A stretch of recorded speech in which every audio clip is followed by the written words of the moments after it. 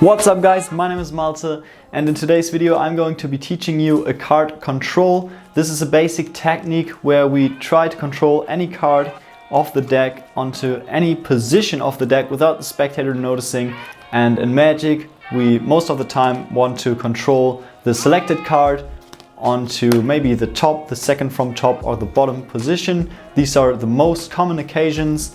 And yeah, I'm going to teach you this card control, which you can do many nice routines with, as you saw in the trailer. And it is really not as hard. So yeah, even something for beginners to learn and a quite important technique to learn as well. So let's jump right into the tutorial for this card technique.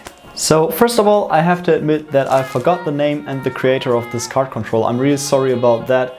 I saw it a while ago and I thought I must learn it, and now I'm teaching it to you guys. So if you're smarter than me and you know what the creator or the name of this card control is, please leave a comment down below and I will pin it so everyone can look it up. So let's talk about this card control. What we want to do is have a spectator select a card, as in the beginning of almost any routine. Come up with a creative way, don't just pick a card. I mean, you can do that, but what I like to do in this particular control, because it fits in, is I will riffle through the deck and have the spectator say stop at any time or stick his finger in at any time. It really doesn't matter where he does it. Let's say he does it here. Now we're gonna learn the one move that you need to know for this card control, which is this. This is the one move that you need to know. There are really not more harder moves in this control than this move. So this is basically the one thing that you need to practice a lot. Dribble off some cards with your thumb. So start in dealer's grip, dribble off some cards and then rotate the pack over these three fingers into your second hand. All right, if you're holding cards in the left hand, do it this way. If you're holding in the right hand, do it this way. You need to be able to do it in the end on both sides anyways. And I suggest start practicing it by rotating the full deck just from one to another side. Rotate over these segments of your finger onto the segments of this finger and then just rotate it a little bit. And you will get used to it, it will get easy. Yeah, and this is all you need to know. So stop here, rotate first pack, like you've seen. And then what I do is I make the spectator select the card underneath, because this is the important part of this control. You want to have the spectator card lying onto the bigger pack that you have left. All right, so you want to rotate around 1/3 and you're gonna have the spectator put their card either when they selected it out of the pack. Let's imagine they did this. I'm gonna put it between my legs. You're here and now you say, okay, put it in between your two packs, and I will do it face up so you can see it a little better. Place it onto here. Next step, rotate one more pack, so half of this pack around. Boom. And now the secret move is you're gonna rotate this, all of this that you just rotated, rotate it back. And now the spectator card is on top. So with this move, we're gonna control the spectator card onto the top of the pack without him noticing. I mean, when you saw my performance, did you notice that the card was controlled on top? I think you didn't, because it is a really cheeky move, and with all this rotation going on, no one can really see what's going on, and no one would expect that we've sneakily controlled this card on the top, because they think it's in the middle, rotated here, and they think it's somewhere lost in the deck, but it really isn't. It's on top, and we're gonna rotate back, it's on top. And then what I like to do is I like to rotate it over as if I would do this move again, but only rotate half time and then come over with this hand and turn it around. This just creates a little more confusion so that the spectator doesn't really know what's going on. So have them select this card, rotate all of it back, over and this way. And this makes it so confusing, they won't know that their card is actually on top. They will think it's somewhere in the deck. And then you can do any finish off that you like. If you don't know how to finish a trick, if you don't know any sleight of hand or anything fancy. You can just say, boom, your card has teleported to the top of the deck, which is the beginning of any ambitious card routine, for example. So you can use that there. Or yeah, maybe you can say, I don't know, maybe you can say, take this card and shake it, and then it will turn into your card. Something like this.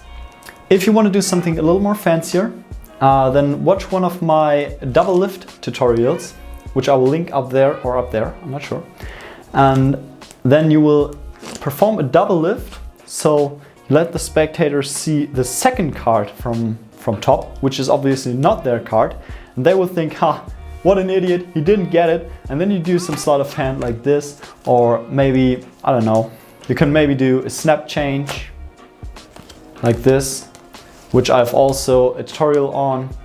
Yeah, then you can do some sleight of hand, which will make the top card appear, and they will look like fools. They won't stand a chance.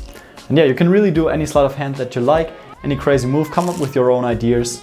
And yeah, this is basically the basic move. Once again, in slow-mo, dribble off cards or have the spectator select a card, or let them stop you anywhere they like. Rotate the first pack over, have the spectator card lie on here. Now it's the 8 of spades. Have it lie here, rotate this pack, rotate all of it back, and do it a little bit faster so the spectator can't follow. Rotate all of it back, rotate this way, and then rotate horizontally. Boom. On this angle. So because of this different angles, they will be quite confused where anything is. And in speed it would look something like this. Select the card, rotate over, rotate back, rotate this way. They have no idea where your card is, but it's actually on top. And this is that card control. So let's talk about some troubleshooting for this, all right? What can happen? Possibly when you say, stop me anywhere you like, some spectators will be dicks and they will say, stop. So now you're here. What you do? You could do this and then have them select this card and then like rotate this and this, but this is like really obvious. So when you are, when they stop you after the first third of this deck, usually what I do is I do just this. And then I say, oh, well, you were too slow, do it again. So you go slow on the first third where they should stop you. And then when you're like around like half the deck and you see, it's not going too great, and they're not saying stop anytime soon, just riffle through like this. Say, stop me anywhere you like. Oh, too sorry. Let's try this again. And you do this until you have like a good pack, which you can rotate. Yeah. So this is in my opinion one of the only things that can go wrong with this. Well, I can't see anything else. When you practice this enough, I can't see anything else that could make this go wrong. As I said, it's a quite easy control. It's really angle proof, so no one from no angle they can really stand around you. No one will be able to tell what's going on. And this is this card control, which makes you control a card to the top of the deck. So that was it for today's Magic tutorial, for today's sleight of hand tutorial, let's call it this way. If you know what this move was called, because I really can't remember, I'm so sorry, write it down in the comments, I will pin you. And if you enjoyed this video, nevertheless, leave a thumbs up. If you hated it, thumbs down. And please consider subscribing. We are really close to 2,000 subscribers. It would really mean a lot to me.